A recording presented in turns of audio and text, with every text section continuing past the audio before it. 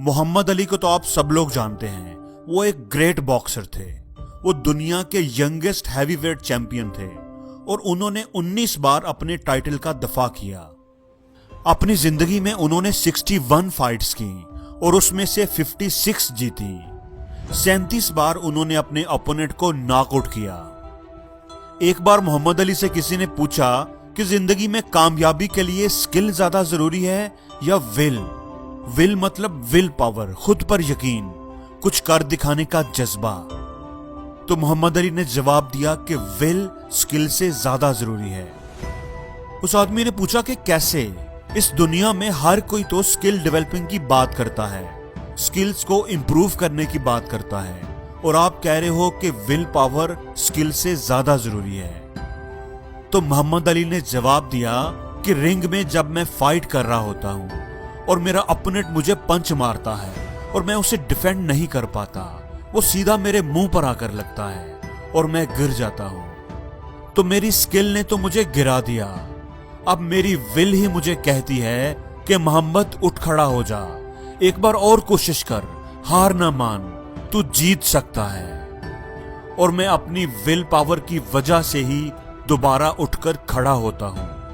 अगर मेरी विल कमजोर हो तो मैं उधर ही हार मान जाऊं। इसलिए दोस्तों, आपका आईक्यू लेवल कितना हाई है, आप कितने काबिल हैं, कितने स्किल्ड हैं, कितनी शानदार सलाहियतों के मालिक हैं, लेकिन अगर आप में कुछ कर दिखाने का जज्बा ही नहीं, अगर आप गिरने से डरते हैं और गिर जाएं तो उठने की हिम्मत नहीं करते, हार मान जाते हैं, क्विट कर देते हैं, तो आप जिंदगी में कभी कुछ नहीं कर सकेंगे।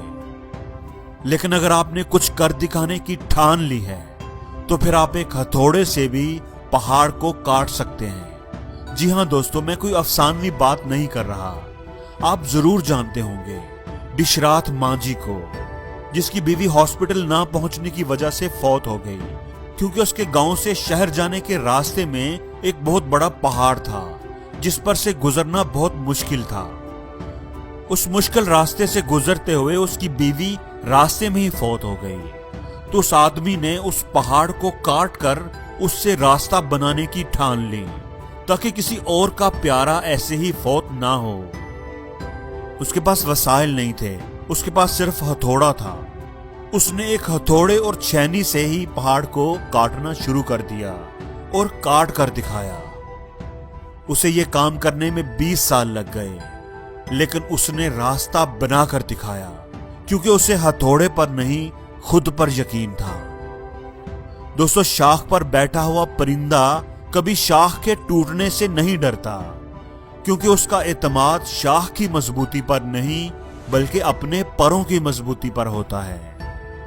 इसलिए दोस्तों, अपनी जिंदगी में सहारे ढूंढने की बजाय खुद पर यकीन करना सीखो, क्योंकि सहारा तो एक दिन टूट जाएगा, लेकिन आपका खुद पर यकीन आपको कभी गिरने नहीं देगा। दोस्तों, अपनी जिंदगी का ये असूल बना लो कि जीत से पहले जीत और हार से पहले हार कभी ना मानो।